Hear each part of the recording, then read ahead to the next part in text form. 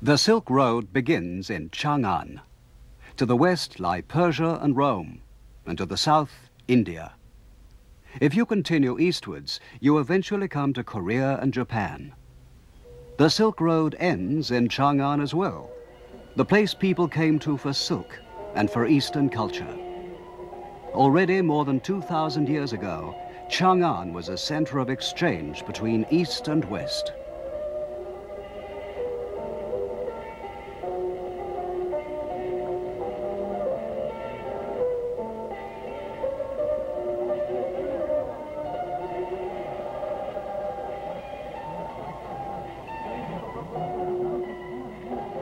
Our Silk Road expedition was a joint effort made up of people from NHK, the Japan Broadcasting Corporation, and from CCTV, China Central Television. The expedition started from Chang'an, the city which is today called Xi'an. It was the beginning of a journey that would take us across the Yellow River, through the Taklamakan Desert, and towards Pamir. It's the world's last unexplored region, the Silk Road. The bell tower near the center of Xi'an is a sort of symbol of the entire city. This was the center of Chang'an, which was the capital of China during the Han and Tang dynasties, and which flourished as the terminus of the Silk Road. During the Tang dynasty, Chang'an was a splendid city, about 9 kilometers or 5 miles square. It was about twice the size of the present city of Xi'an.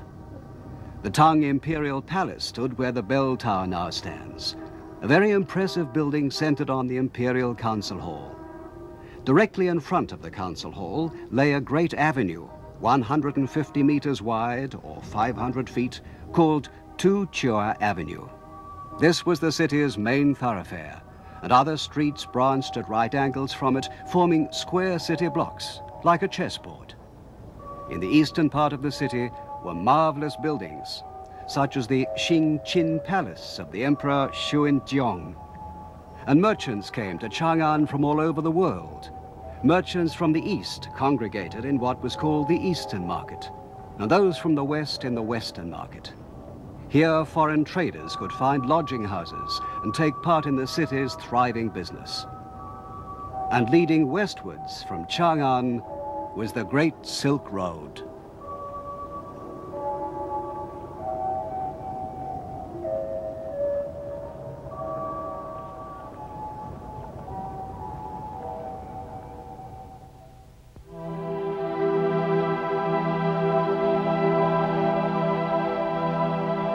Whenever we think of China, we think of the Great Wall.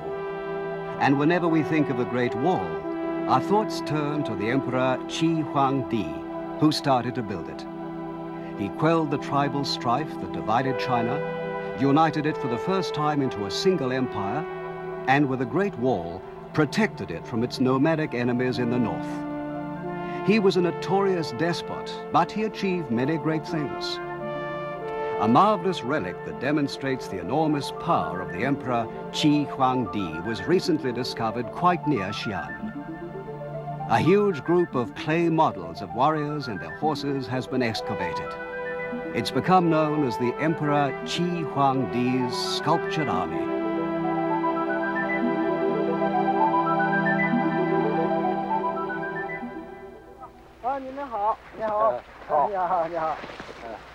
Yeah, すいませんな。对不起啊。杨さんというのはどの人ですか？哪个是姓杨的？太子です。あ、この方です。この人が楊さんですか？はい。あ、こんにちは。你好。你好、你好。楊さんが秦の始皇帝の兵馬俑を発見されたそうですね。就说你发现了秦坑是吗？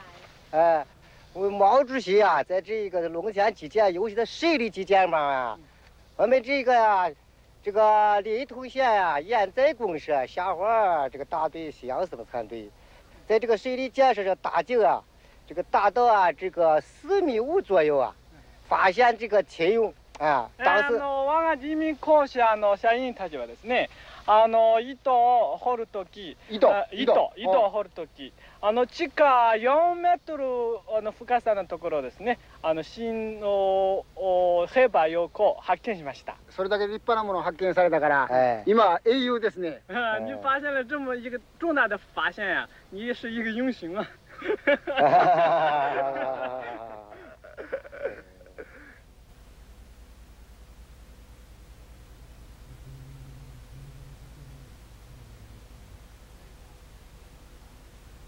The clay army was discovered after it had been in the ground for 2,200 years. Since it was first unearthed in 1974, no foreigners have been allowed to film it or take any pictures.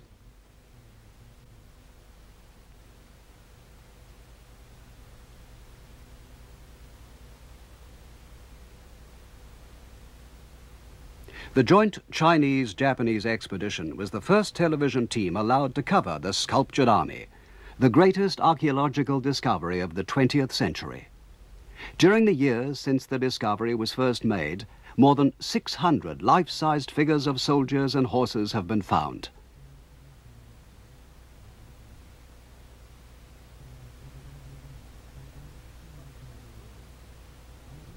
But they have only excavated about 1/10 of the whole area. When they've all been uncovered, it's expected there'll be more than 6,000 figures.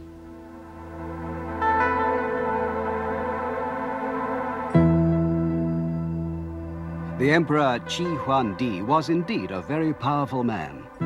He once said, "I am the Emperor Qin, and my name will be passed down to the second, the third, and even to the 10,000th generation." He even wanted to conquer the world which comes after death.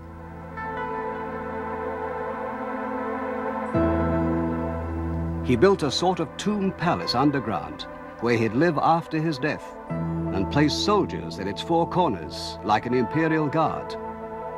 Today, this is all being carefully excavated by the archaeologists.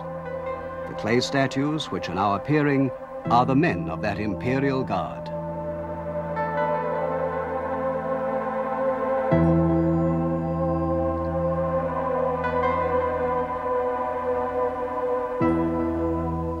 In the famous Chinese history book called the Chronicles, the underground palace is described like this. When the Emperor Xi'an took power, he had a tomb constructed using 700,000 convicts as labor. In it, he placed a golden throne and an observation tower with 100 officials and military officers. He had a special system invented that would shoot arrows to kill anyone that might try to dig up the palace.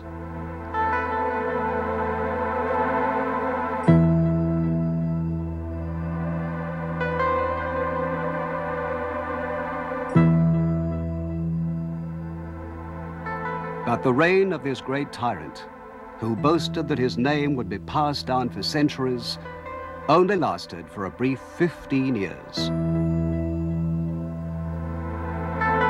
Yet today, after more than 2,000 years, his underground palace is being seen again. So in a way, his boast is coming true.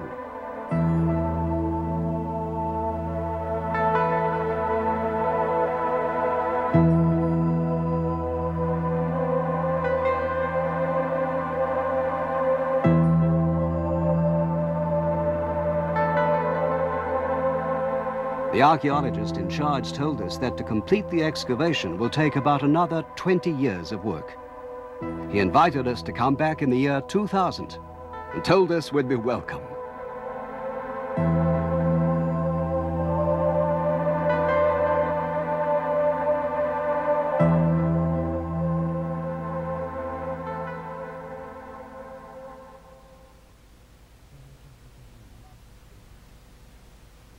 About 60 kilometers, or 40 miles west of Xi'an, there's a group of what look like small hills. It's the tombs of emperors of the Han dynasty, which ruled China after the Qin about 2,000 years ago.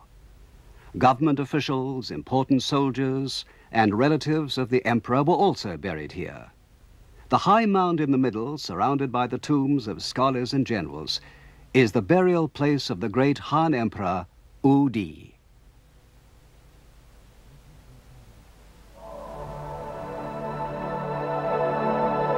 It's about 46 meters high, or 150 feet, and about 230 meters wide at the base, or 250 yards. So it's comparable with the Great Pyramid of Egypt. The Emperor Udi was master of China, and to help him conquer the Xiongnu to the north, probably the ancestors of the Huns, he decided he ought to make a military alliance with a country to the west called Yuezhi.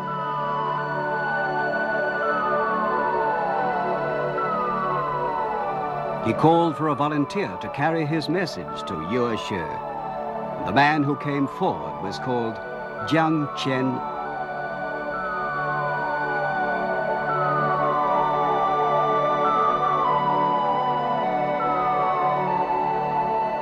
Jiang Qian set out towards the west with a guide called Gan Fu and about 100 companions.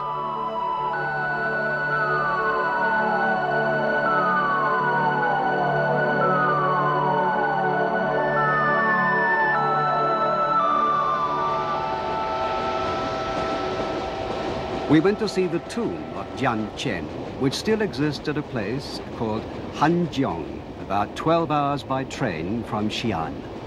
We were the first expedition of foreigners ever to visit the tomb.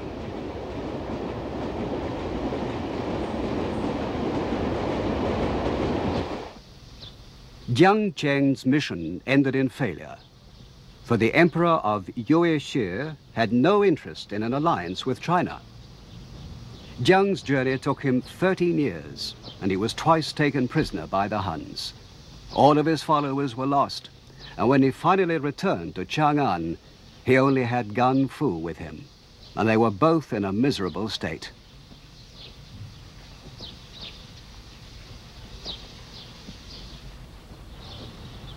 But Jiang Qian hadn't wasted his time. As soon as he was granted an audience with the Emperor Udi, he told him, "They have marvelous horses in the western lands which gallop as though they were flying, and which sweat drops of blood."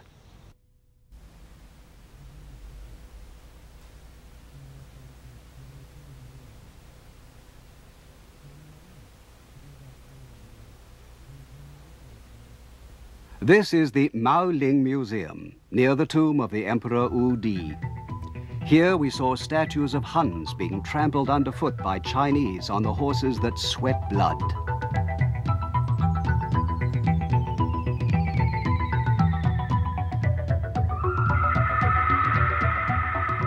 Their hands grasp the air uselessly, and the horse whinnies triumphantly.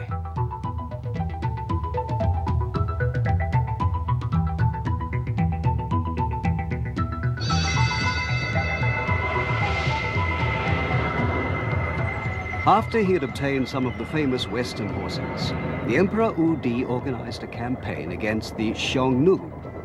His army was commanded by a young general called Puo Chiubing.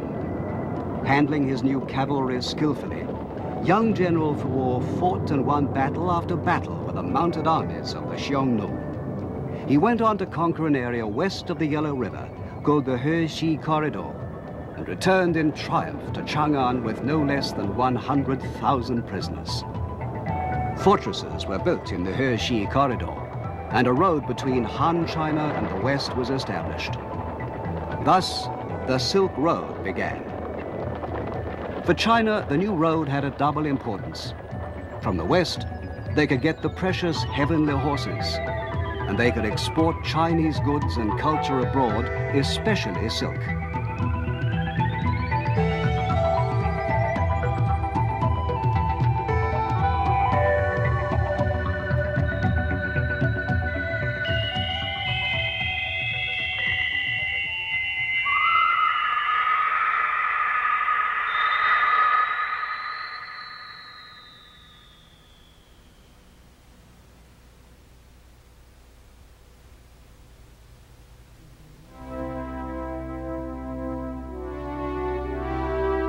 "50 miles west of Xi'an lies the largest tomb in China, perhaps the largest tomb in the world.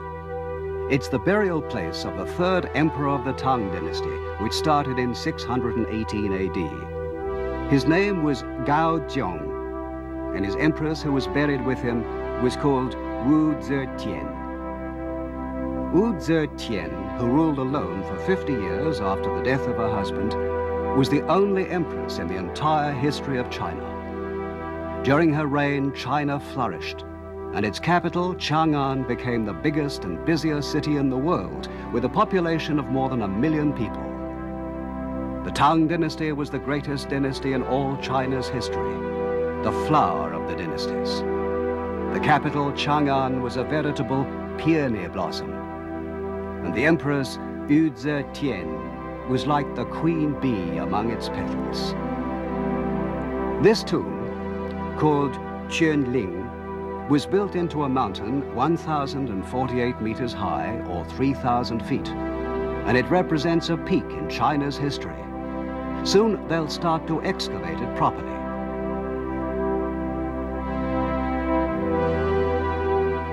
On the road to the tomb are many stone figures who look like servants waiting to serve a master.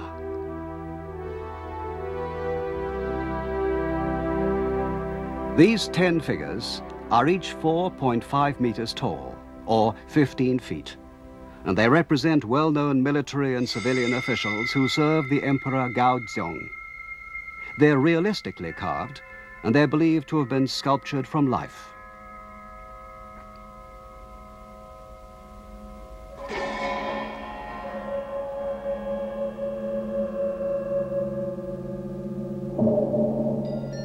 There are also figures of animals, such as lions, standing guard.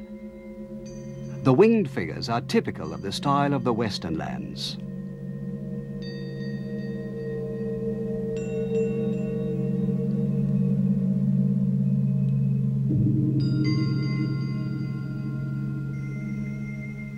These are figures of the foreign ambassadors who attended the funeral of Gaozong and who even helped to build the tomb.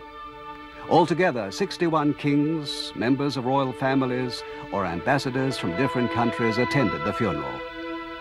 These clothes, with tight sleeves and a wide hem, are from the north, so you can see it's a group of foreigners.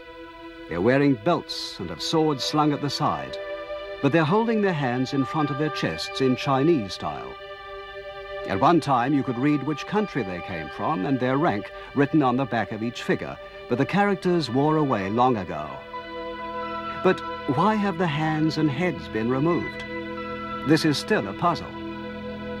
That great funeral, held almost 1,300 years ago, and yet attended by representatives of 61 countries, shows how important China and its capital of Chang'an were in those days.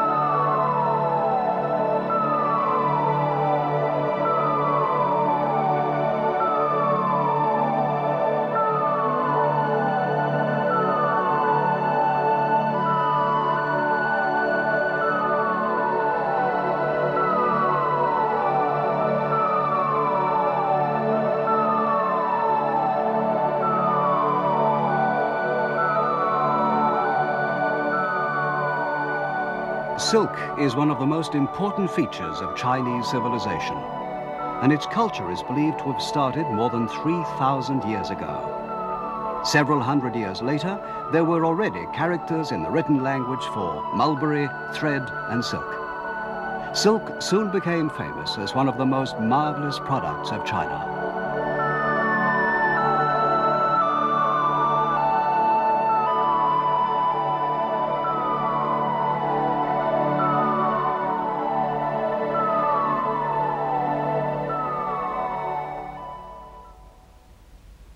This is the tomb of Princess Yongtai, near the Qianling Mound.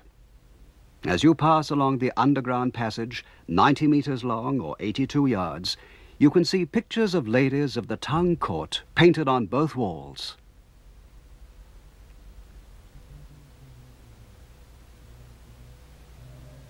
The silk that drapes these ladies was described by a poet of the Tang dynasty. He said, "Silk is a heavenly thing, with threads like geese flying through the autumn sky. Its color is like spring reflected in a lake."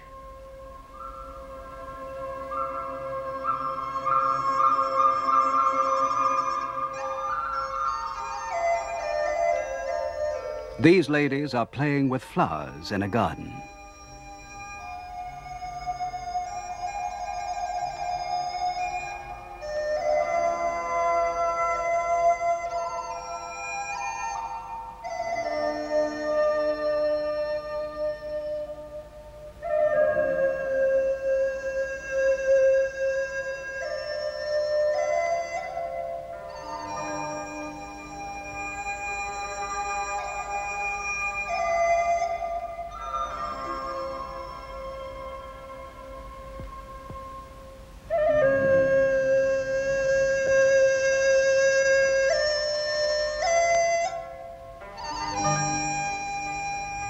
Another poet wrote about the mistress of a Tang emperor.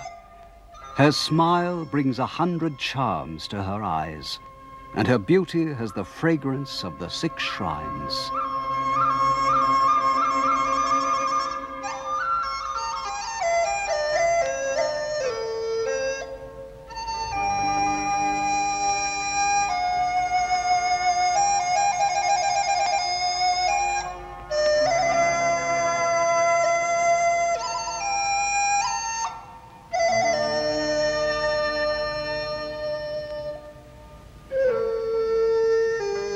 When she bathes in the pond, her servants are struck dumb by her beauty.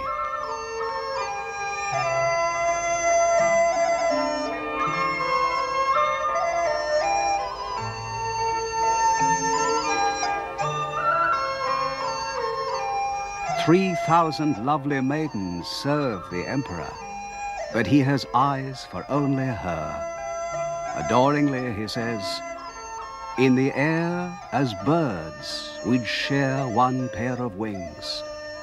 Here below, as trees, our branches intertwine."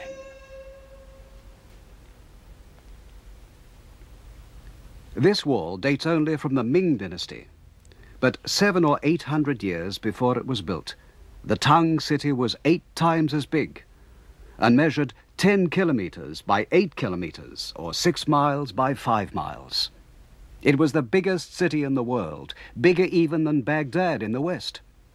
Inside the city walls were markets, where business was done by traders from all over the world.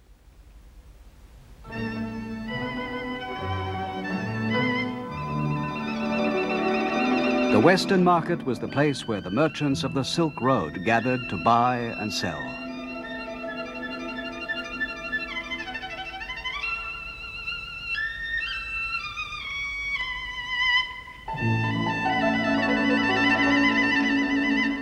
The Western market had other attractions, including music. Entertainment was provided by the hospitable Chinese for the merchants who had endured the hardships of the Silk Road.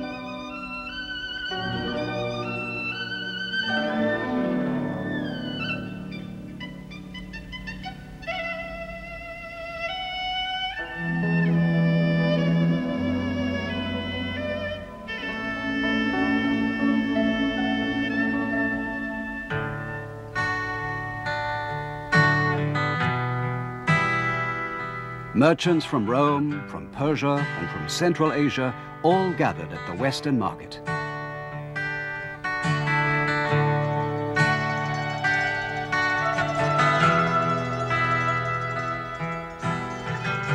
Above all else, what they wanted to buy was silk. In Imperial Rome, silk was worth literally its weight in gold.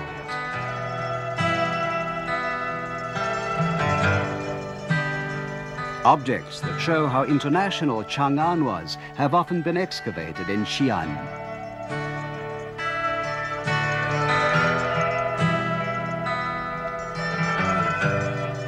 Figures made of the Tang soft ceramic show people from many countries. They've even found ancient Japanese coins.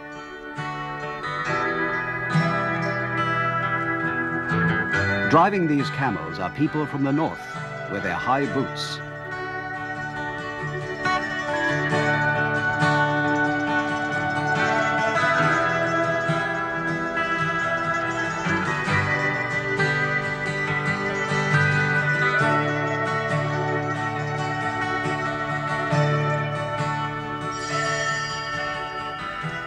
Cultural exchange was flourishing, and a new Silk Road culture was beginning.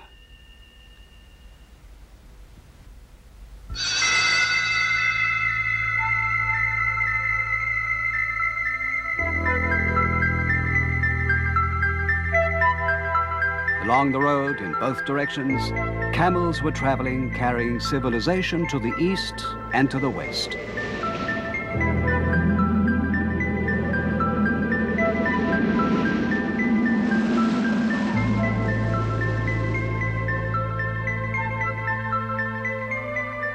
This silken artificial flower was found at an important town on the Silk Road called Turfan, about 1,500 kilometers west of Chang'an, or 900 miles. According to the Chinese archaeologists, it's about 1,500 years old, but because Turfan is such a dry place, it's been perfectly preserved.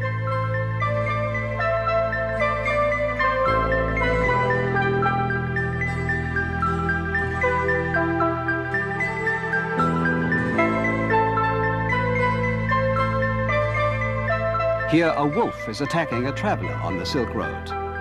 The Taklamakan Desert, where this was found, is known as a place where the only milestones are the whitened bones of the dead.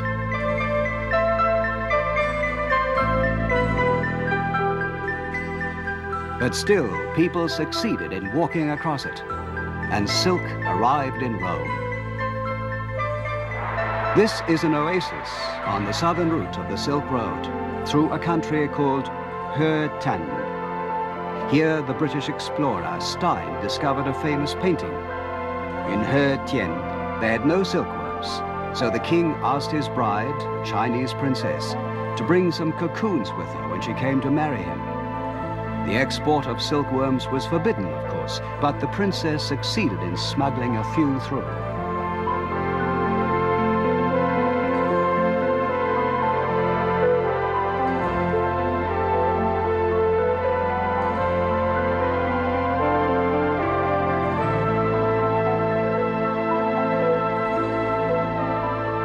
Here you can see one of the princess's ladies-in-waiting pointing to her crown. That's where she hid the cocoons.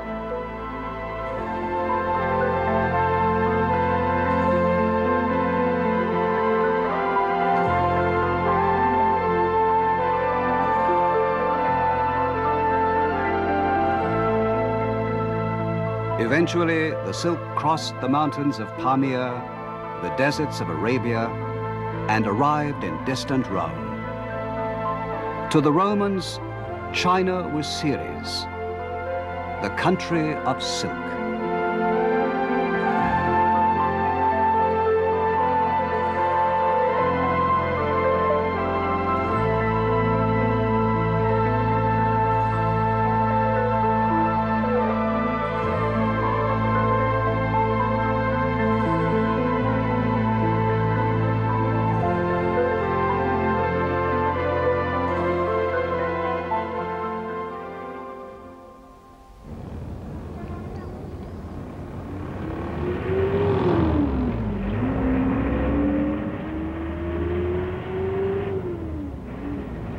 The city of Xi'an is in China's Shanxi province.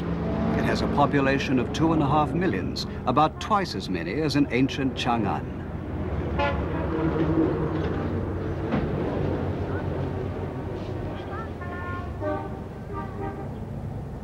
Its name was changed from Chang'an to Xi'an in 1928.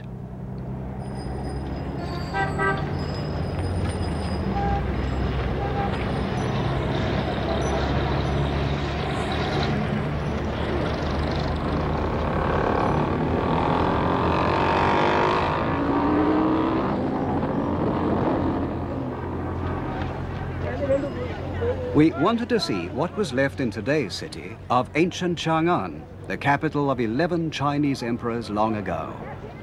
We were looking especially for evidence of the cosmopolitan culture that came to Chang'an in exchange for its precious silk.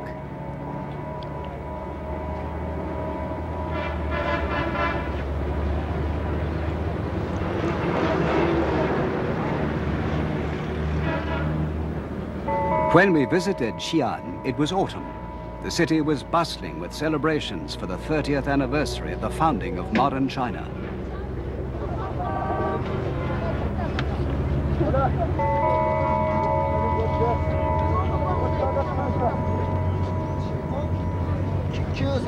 On the street corners, they were selling watermelons. In Chinese and in Japanese too, the characters for watermelon mean Western melon. The watermelon was brought from the west along the Silk Road. It's said that pomegranates too first came here from Persia. Many other fruits and vegetables have the character for Xiongnu in their names, including cucumbers, walnuts, sesame, broad beans, garlic, and carrots. They all tell the story of travel along the Silk Road.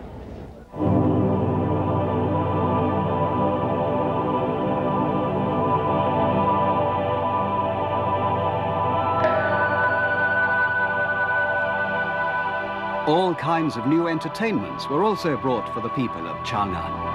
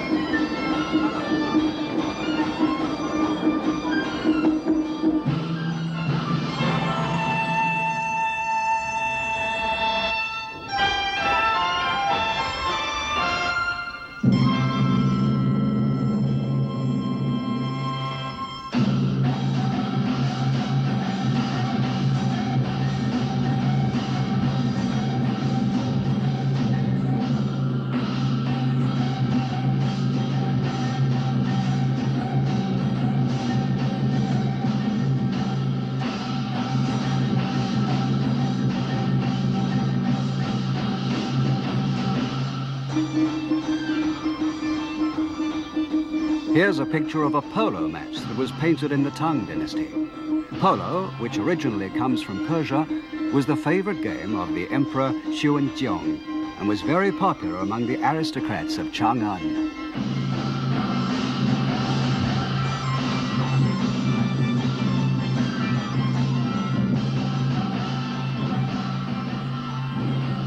Polo, which came to China from the West more than 1,000 years ago, is still today enjoyed by the young men of Mongolia.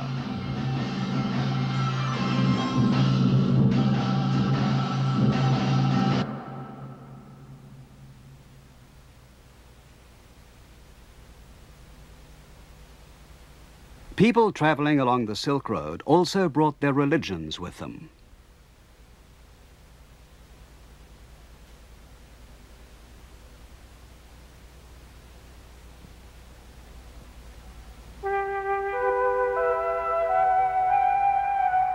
The Nestorian sect of Christianity is said to have come to Chang'an in the year 635, and the Chinese called it Jingjiao.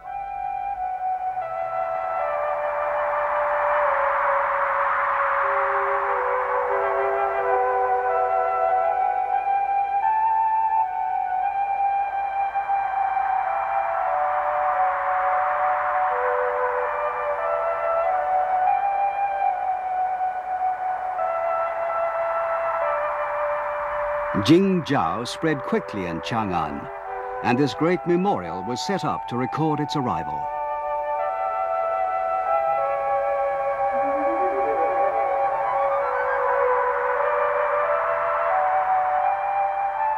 The names of the believers are written both in Chinese characters and in Syrian writing, evidence of how international Chang'an was.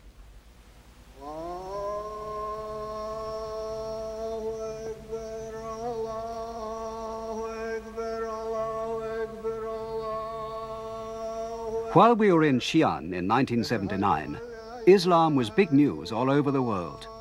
But Islam has been here for many years. We visited the famous mosque called Chang'an.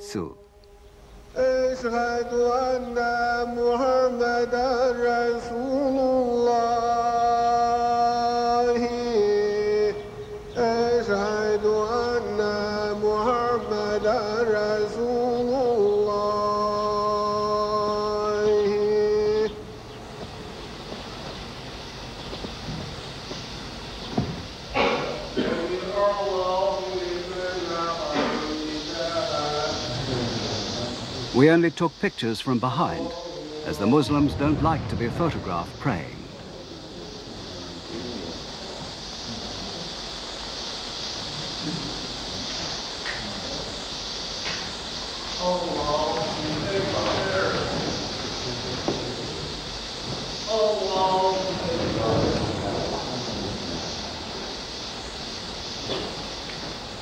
Muslims face Mecca 5 times every day in prayer. They wash themselves with water every time they pray. Twice a year, Chang'an is filled with Muslims attending annual festivals.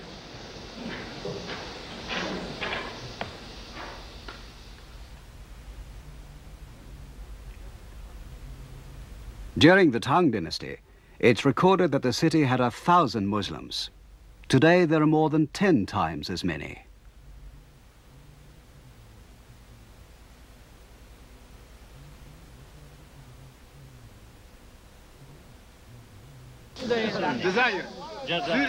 Here we are with some new foreign friends from China, Algeria and Syria.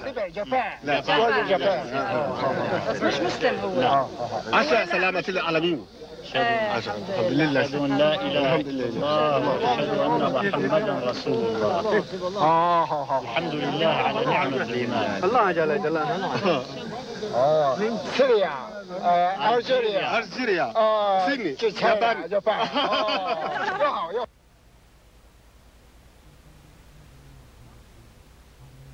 But nothing influenced China as much as another religion that arrived on the Silk Road, Buddhism.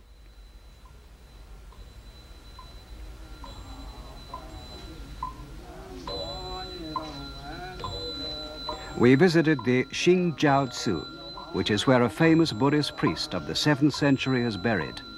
His name was Sanzang, and he wrote a famous book called Xi Yo Ji, or A Journey to the West. The Tang Emperor Gao Zhong grieved when Sanzang died and said that China had lost a national treasure. For the past 1,300 years, this Xingjiao has been China's main Buddhist temple.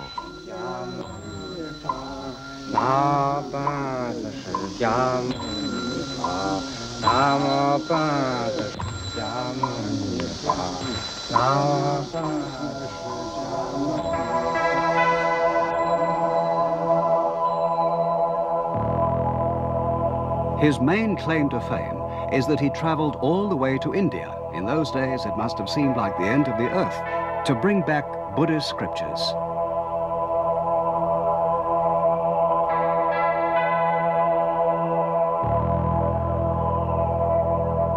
From the time he left Chang'an until he returned, the entire journey of 25,000 kilometers or 15,000 miles took him no less than 16 years.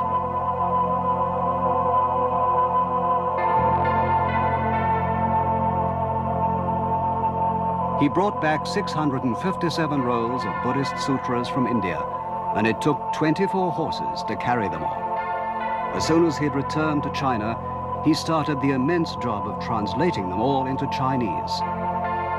The influence Sanzang's journey had on China is incalculable, and what he accomplished, he did as a pioneer on the Silk Road.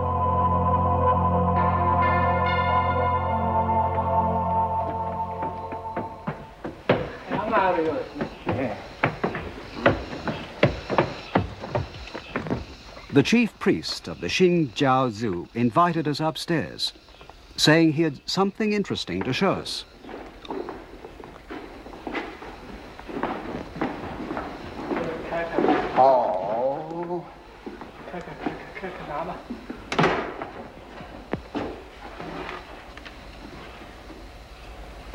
放那里。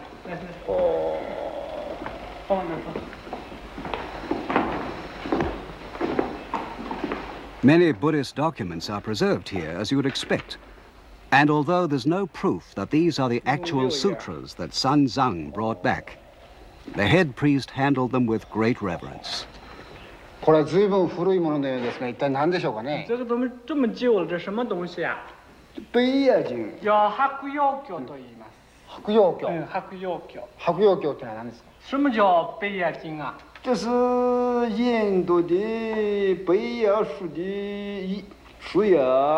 これはですね、インドのある白葉という木の葉っぱです。葉っぱ。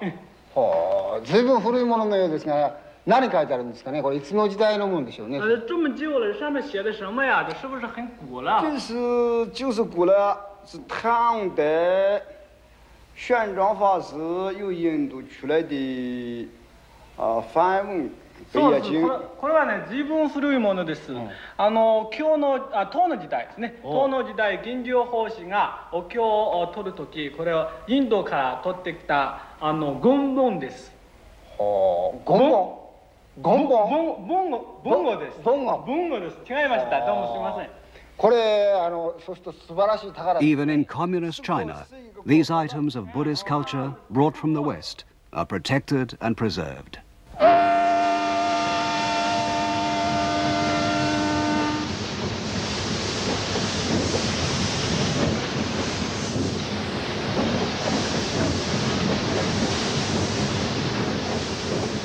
Xi'an is a transit point on the modern Silk Road that starts from Shanghai, the gateway to the ocean, and runs to Urumqi, the international city in the inner continent. The people today who leave from Xi'an travel the distance of about 2,000 kilometers, or 1,300 miles, in 2 days and 2 nights.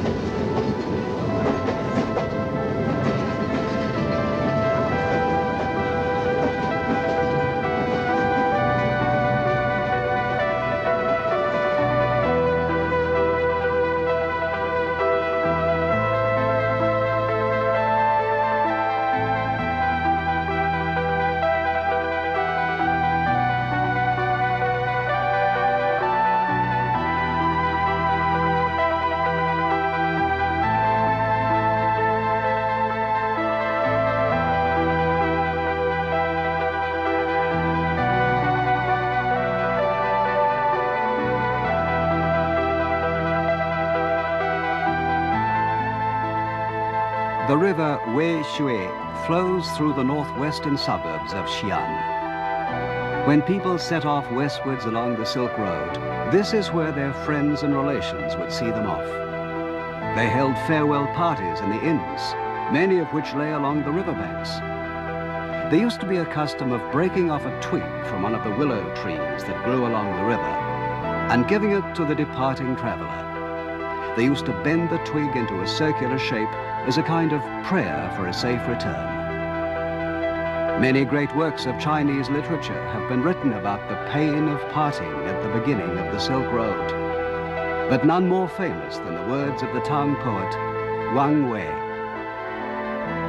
The traveler's willow tokens are fresh and green, and I offer you a toast, for you are departing towards the setting sun, and soon you will be a part of the past.